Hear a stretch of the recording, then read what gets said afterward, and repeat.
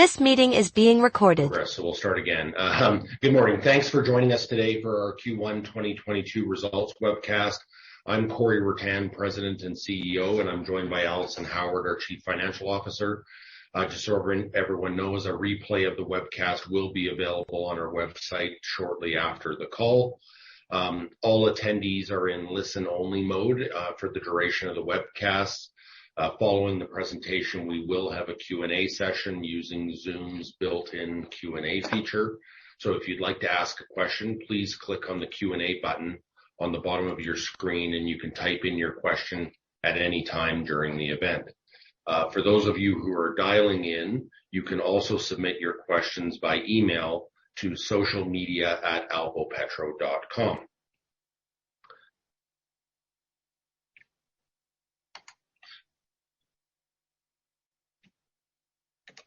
So we'll let everyone read the cautionary statements at their leisure. They're also within our MD&A and in our financial statements. So just to start off, we continue to post pretty strong production results. I certainly think they're well ahead of pre-commercialization expectations.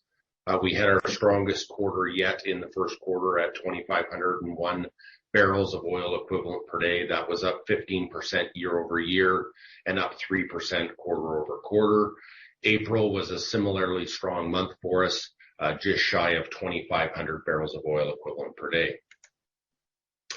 So this is the same chart that we showed on our quarterly call last quarter. It shows the gas pricing mechanism within our gas sales agreement. The three gray dashed lines that you see here are the three different international benchmark prices that are used within our price calculation, being Henry Hub, Brent oil equivalent, and UK NBP gas prices. You can see the dark black line is Alvopetro's calculated price, and you can see we had almost a 50% increase on the February 1st price redetermination. One of the other things you can see is because the Brazilian currency has appreciated since that redetermination happened, we've actually been above the contractual ceiling. So the ceiling is in green. It escalates based on U.S. inflation. But because of that appreciation in the currency, you can see a gap here through the first quarter, and it's actually forecasted to continue based on our current foreign exchange forecasts. The other thing to note here is to the left of the red dashed line is the history, and to the right of the red dashed line is the forecast. So what we've done is we've updated this for the most recent strip pricing that we had for all three of those benchmark prices. We've then calculated what the price formula within our contract spits out, and that's the blue line that you see here.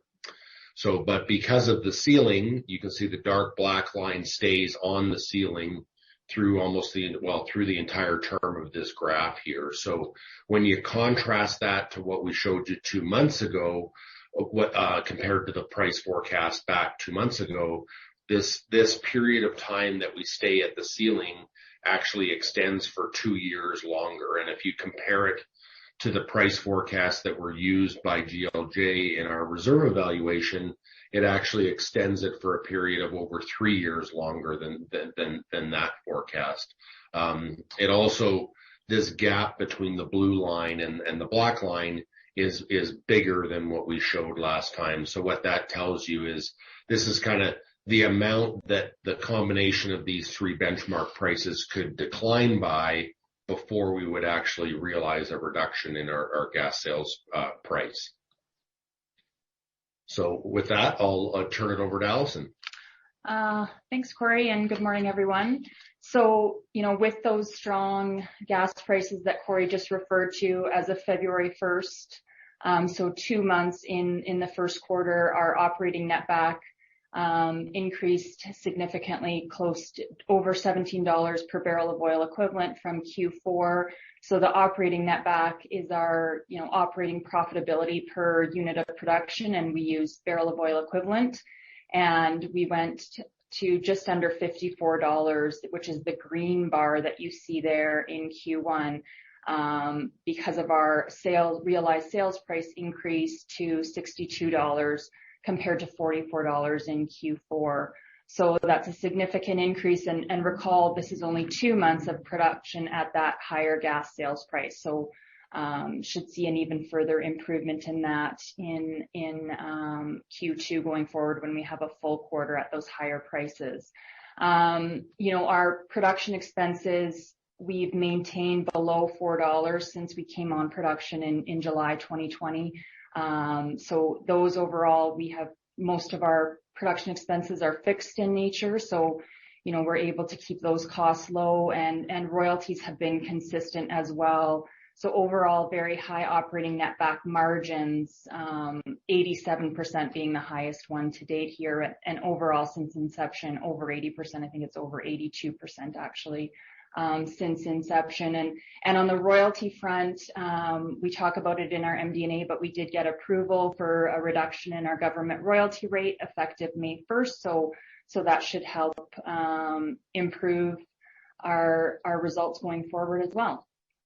So then moving on, with those strong operating netbacks, we have record funds flow from operations this quarter, increasing to $10.9 million, which is great, up $4.4 million from last quarter. And that's basically all due to that increase in our realized price, because our production, we've been able to maintain close or right around this 2,500 barrels per day, barrels of oil equivalent per day, and that at the higher price, and then a little bit lower G&A compared to Q4, was very strong funds flow from operations this quarter.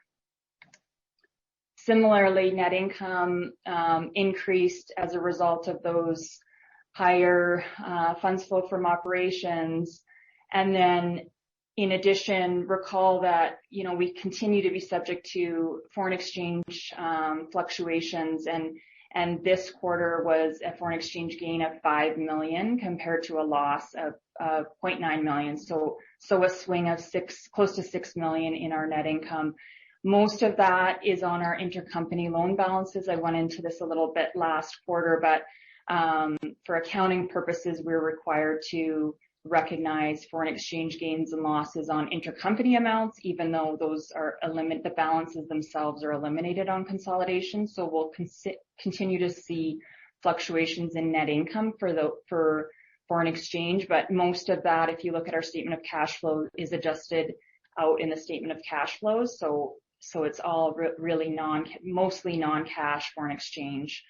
And then, those were significant increases in our net income. And then with the increased funds flow and then that foreign exchange gain in the period, our deferred tax was higher this period, which caused a bit of a reduction. But overall, net income increased $8.5 million compared to last quarter. And again, record net income.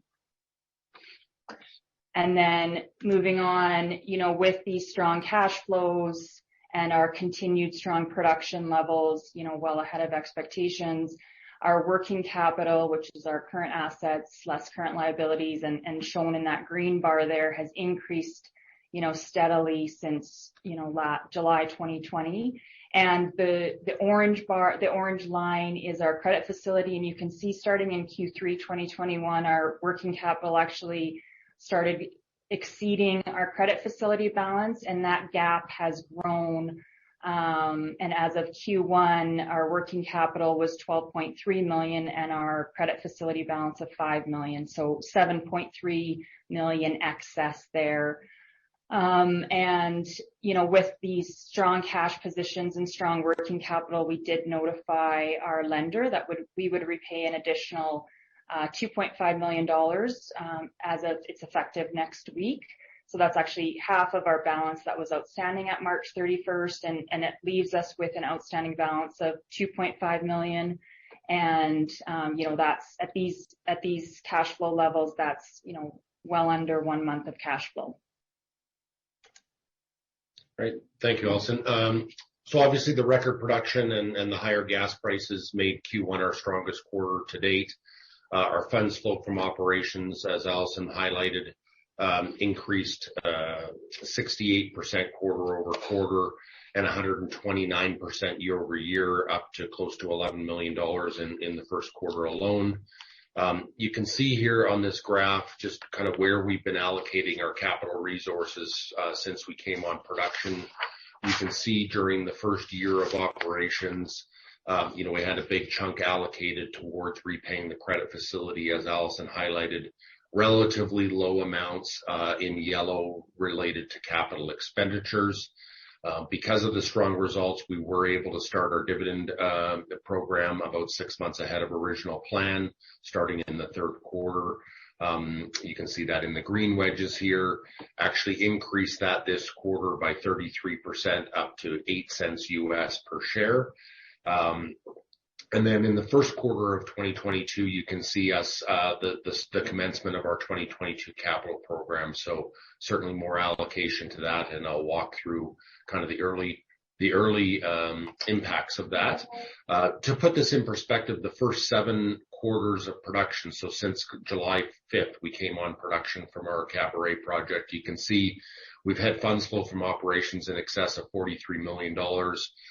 Close to a quarter of that's gone to capital investments, a little over a quarter of it to credit facility and interest payments, and about 16% of that to dividends.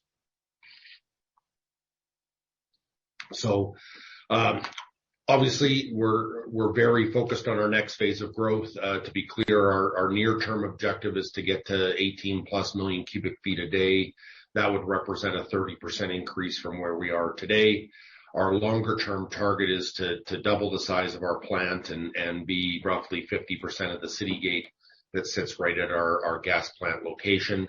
The growth is planned to come from a combination of areas. So first of all, our gas plant expansion is on track to add that capacity. We expect to be able to produce and sell at least 18 million cubic feet a day starting the middle part of this year.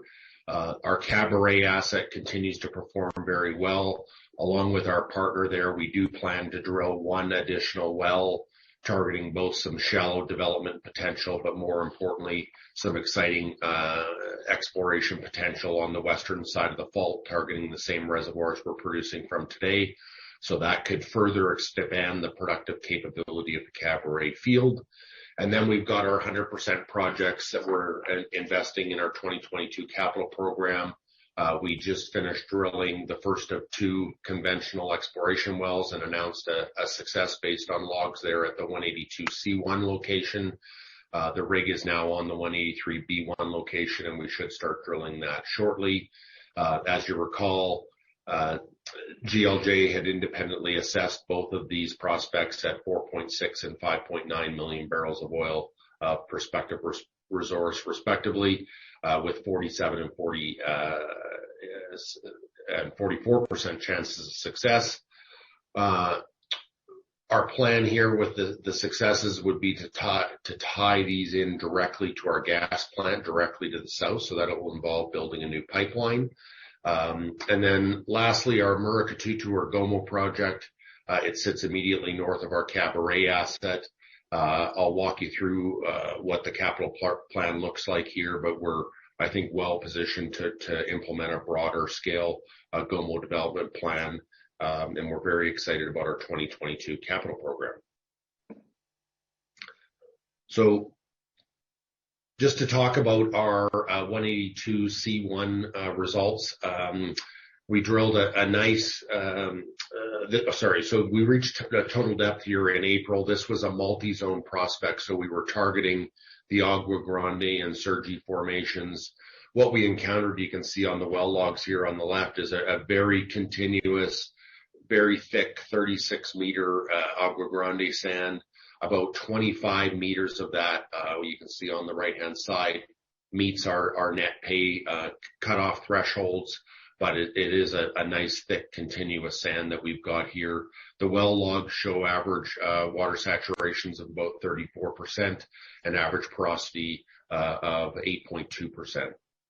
One of the things that did happen is, as we drilled through the Agua Grande, almost immediately thereafter, we crossed over the main bounding fault on the eastern side of the prospect, and we ended up not encountering the Sergi formation, which was the second target in this well. What happens is, after we get our well logs, we go back and recalibrate our seismic and all the time depth relationships. And once you have a well result, you can much better correlate the individual seismic sequences and the seismic character to the actual reservoirs that you validate based on the log. And we can also better image the faults. So what our plan here is to drill a follow-up location further to the east, and it's kind of multi-purpose. So the first objective is to help better define the lateral extent of our Agua Grande discovery. We don't see any water leg or anything on the log, so we'll need to drill further to the east to really test the limits of this, but it's pretty exciting. The other thing that we think can happen, because we're very close to the fault, what can sometimes happen is you get these cementation effects that can occur close to the fault. So we think as we move further away from the fault to the east, that we'll get more typical Agua Grande porosity that we see in the analog fields all around us. And then the third objective, obviously, is we still expect to encounter the Sergi formation in that more easterly location when we drill the follow-up well. So obviously pretty exciting to drill our first exploration well and have a success here. We look forward to testing the well later this quarter. So moving on to the 183B1 location, like I said, the rig is on location here now. This is another 100% working interest prospect. It sits immediately to the northeast of the 182C1 location. So you can see the fault block that we drilled into for the 182C1. This is the fault block immediately to the east that you see here and on trend with the analog Bariba. Again, it's a multi-zone pre-rift prospect targeting the same Agua Grande and Sergi sands. On the cross section on the left here, you can see the prospective reservoir sand stacked up against basement on the other side of the bounding fault.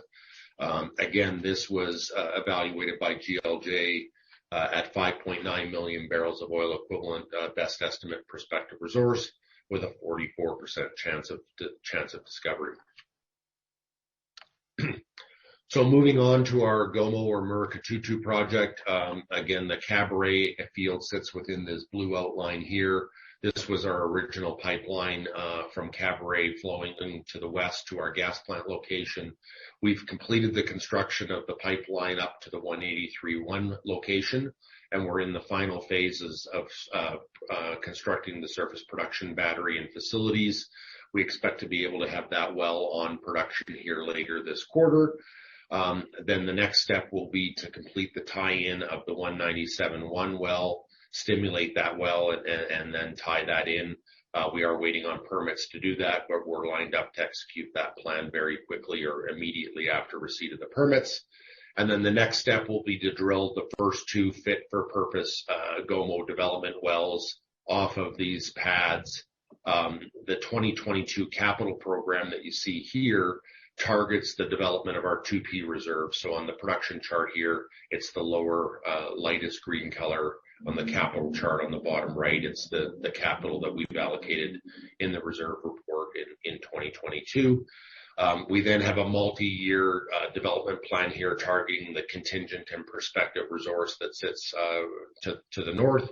And you can see on an unrisked best estimate basis with success here, this asset alone has the potential of contributing up to 20 million cubic feet a day for us. So we're pretty excited about having all this infrastructure in place and starting to drill wells here later this year as well. Just to put this on a Gantt chart to give you a sense, the 182C1 prospect obviously drilled, test that later this quarter. The 183B1 location we're getting ready to drill that right away. We'll then move the rig back to the 182C1 location to drill the follow-up well. During that same period of time, we expect our joint unit well to be drilled with our partner here. On the Murucututu project, like I said, we're very close to having the 183-1 well tied in, and then subject to permitting, the rest of this activity that I talked about will follow through the rest of this year. Because that's all pipeline connected, we can bring this production on relatively quickly. You can see that highlighted by the green flames here. Because we have a pipeline to build for the two exploration prospects, the production adds actually wouldn't come until 2023. And then the last part of this is just our gas plant expansion is on track for the middle part of this year, where we'll have capacity of at least 18 million cubic feet a day available to us. So just in summary, we continue to think Alvopetro offers an attractive investment proposition no matter what your investing focus is. I think we've highlighted that we're continuing to deliver results well ahead of expectations. Q1 was obviously a new record for production and cash flow for us. Our gas prices are obviously very attractive, but Alison also walked through our operating netback margins. These are industry-leading margins, up to 87% in the first quarter. Our balance sheet continues to get even stronger. We're almost debt-free and certainly on a net cash position in an extremely good position. That helps underpin our balanced kind of reinvestment and stakeholder return model that we've talked about for some time, where going forward, we're looking to basically allocate half of our cash flows to organic growth and half of our cash flows in returns to stakeholders. If you look at it from a value perspective, we're trading at less than half of our 2P asset value, and that's before considering our most recent exploration success and any of the potential associated with that 2022 capital program that we reviewed. We're also trading at about 3 times annualized funds flow from operations. So certainly I think that we're extremely attractively valued right now. For yield investors, obviously delivering a dividend yield over 7.5%, paying dividends quarterly, paid in US dollars. And then for growth investors, obviously I think we've got a very exciting 2022 capital program, significant near-term catalysts, especially when you consider the potential value relative to our current market capitalization. So with that, I think we're ready for the question and answer period. Before we get into that, just a reminder for those on the webcast, you can submit your question by hitting the Q&A button within Zoom.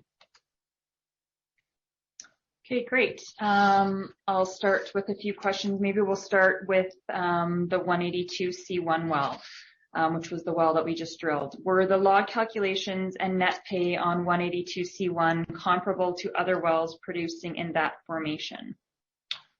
Yeah, so the thickness was actually probably at the very high end of the range that we would have expected. I would say the porosity is certainly lower than what we expected, but still, especially for gas, within a good range. And I think on a combined basis, certainly within our range of expectations for the Agua Grande.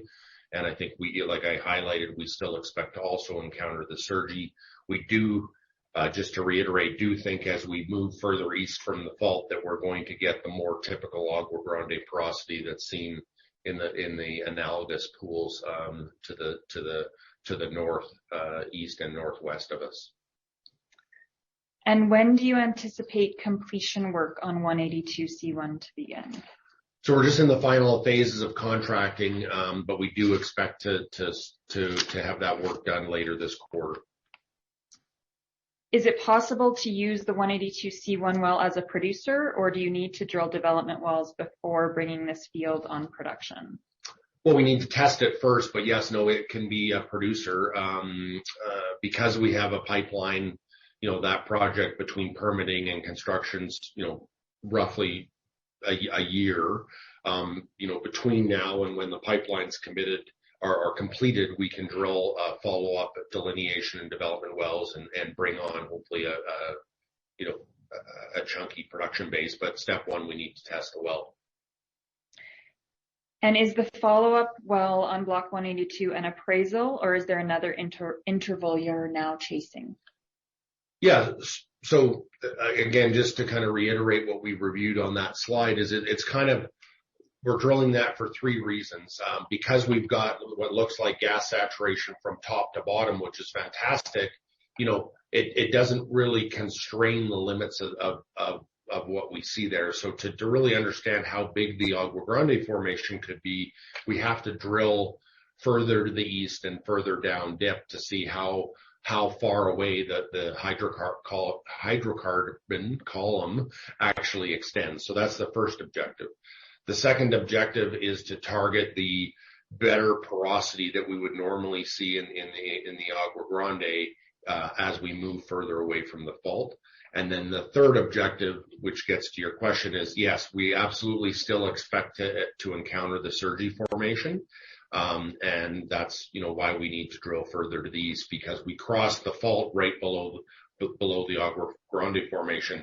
If we just move over, we'll encounter the Sergi sands on the eastern side of the fault. And has the success at 182C1 de-risked the chance of success at your second exploration well on Block 183, which is our 183B1 well? Yeah, certainly I feel great about it, but I think technically they're all independent prospects. Part of the reason GLJ assigned 44 and 47% chance of success in this area is we do have analog pools that show that these faults have good sealing capacity. We talked about that before we drilled the well. I think this just adds one more data point to prove that these faults have good sealing capacity. But technically it's a different fault. It's very close, but it, technically still has, those typical type of exploration risks associated with it. And can you review your drilling plans after 183B1?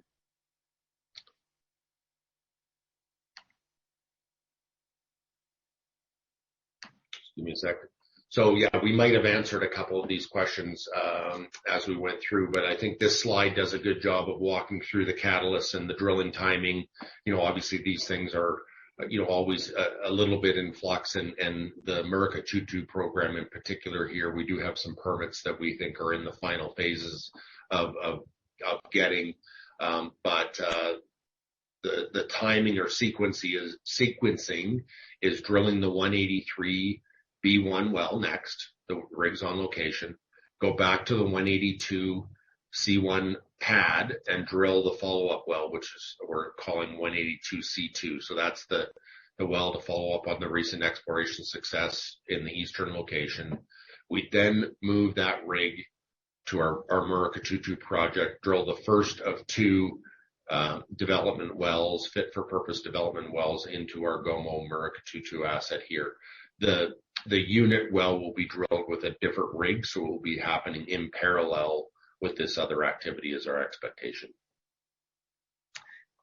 Okay, and then how is the upgrade to the gas, so switching gears a little bit, how is the upgrade to the gas processing facility coming along? Is it coming in on time? Yeah, I think within 7 to 10 days of expectation, it's roughly on time. So we'll have some commissioning work.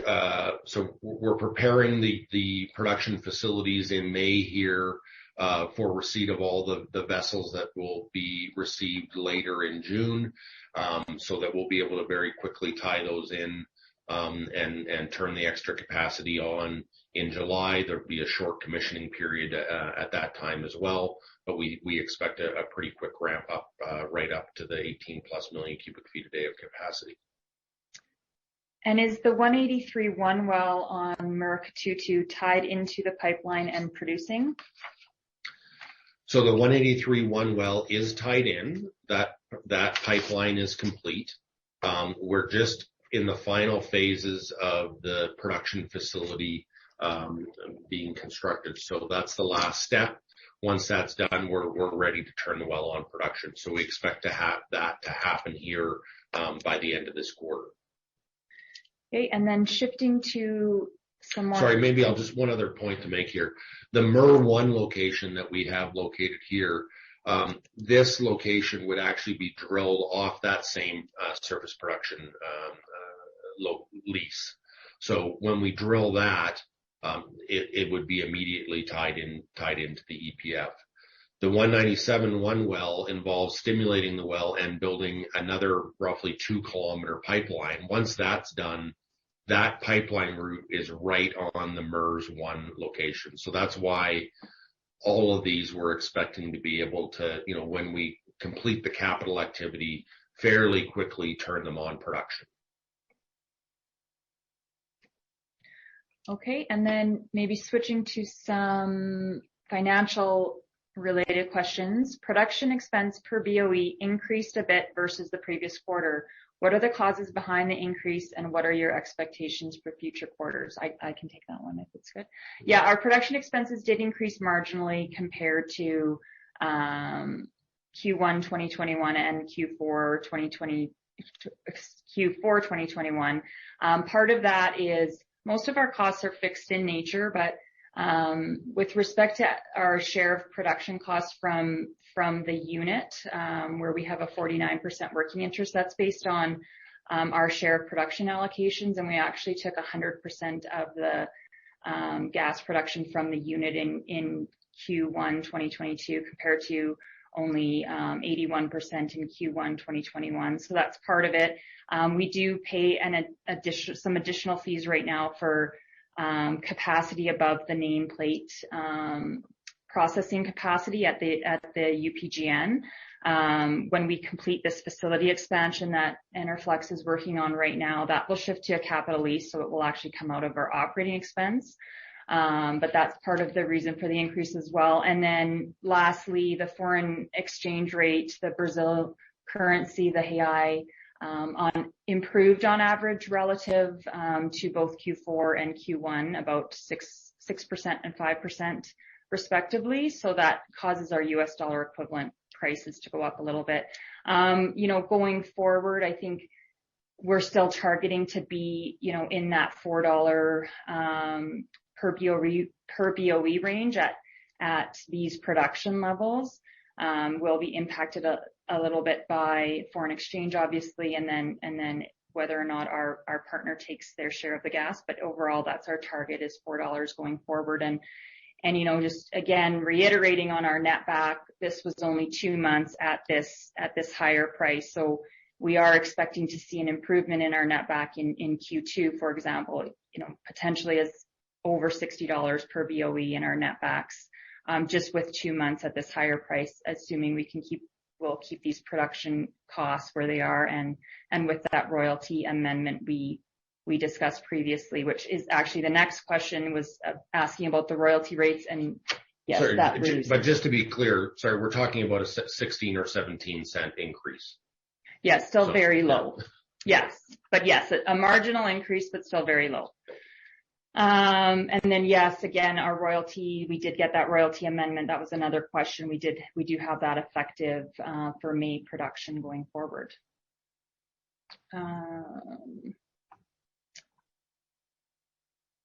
Sorry, just give me 1 second here.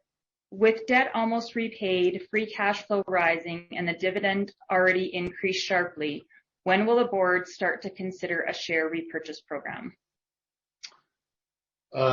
Yeah, so I guess the way we look at this, like I said, our plan, we've talked about this for a long time. I think there's a lot of companies out there doing it now.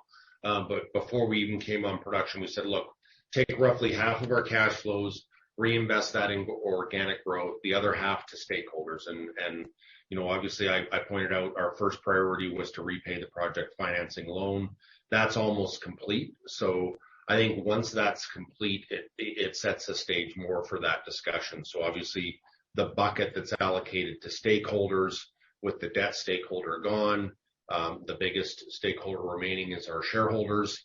And then how we allocate that capital to shareholders, whether it's dividends or buybacks, that's a decision the board will have to make in coming quarters. So we're certainly not committing to that, but it's obviously another tool in the toolkit that we can use to deliver returns to stakeholders. Another question here. What are your expectations with regards to cash tax payments this year? I'll take that one. Yeah, obviously our cash tax is very low, consistent with Q4, but we had a large increase in our funds flow from operations, and that's due to, we are eligible for the Sudene benefit in Brazil, and then in addition, exploration costs are deductible in computing current tax, so that we benefit from a lower current tax. We don't provide guidance, but overall, we are expecting current tax to increase in the future, but still be very low, I think relative to most jurisdictions, with the benefit of this Sudene 15% tax rate that we benefit from right now. And obviously we have tax pools, et cetera, so we're always managing that to keep our current tax as low as possible, but yeah, we do expect that we will see a bit of an increase later this year and into next year. The next question is what is the impact on cost inflation globally and service availability in terms of your exploration and development plans? Yeah. So I think, one of the things about operating internationally is, we've always had to manage, projects with reasonably long durations, good planning, all obviously those are keys to success. Things like you're hearing this everywhere, like tubulars for drilling wells, et cetera. The lead times are certainly longer, and those are just things that we have on our Gantt chart, probably earlier than we might have otherwise. But I think we're well equipped to adapt to those things. We are seeing some, certainly cost inflation, and inflation in Brazil is, above 10%. So that will get reflected in kind of the overall labor environment in Brazil. We obviously have a foreign currency effect, that impacts that as well. And then what are your views on the state of the energy M&A market in Brazil? Yeah, so far the energy M&A market's been dominated by Petrobras divesting of virtually its entire onshore upstream inventory of assets. They've been in very large clusters. There was recently announced one of the other and final cluster within our basin, just looks like it's in the process of being sold for $1.4 billion. So, the good news is the industry's opening up. Petrobras's influence on our sector is continuing to reduce. And I think longer term, that's going to continue to open the door for more of that type of activity. Obviously for us, if we can add shareholder value organically from the capital that we're spending this year and leverage off the strategic infrastructure that we've got in place, we can add a lot of value for shareholders with success there. Just going back to 182C1 and the discovery there, what is the length of that pipeline to connect to your existing gas processing facility, and do you have any estimates of cost? From the 182C1? Yes. Yes. Sorry. Yeah. So it'll depend what happens with 183B1 as well. If we go all the way to that location, it's closer to 15 kilometers. It's about 13 kilometers from the existing discovery that we've got. The answer to the capital costs, will depend on how big the diameter of the pipeline is. But if we use kind of our Cabaret experience, it's in the probably on the bigger end of the expectations for pipeline diameter, it's probably closer to $4 to $5 million. And I think our last question is, how open is the gas utility to buying more gas from Alvopetro, i.e. past 18 million cubic feet a day? Yeah, from everything they've told us, they would be pleased to take as much gas as possible. Like, keep in mind the marginal gas molecule that's being consumed in Brazil has to be imported with LNG. And, you saw the NBP prices, which is, maybe a bit of a proxy for LNG, but landed LNG prices are, probably double what our price is. So there's a high amount of interest in us increasing our production. And there are no further questions at this time. All right. Well, a very exciting quarter for us. Thank you to everyone for joining, and look forward to updating you in 3 months' time. If you have questions in the meantime, don't hesitate calling Allison or myself. And thank you again for all your support. Yes, thanks everyone.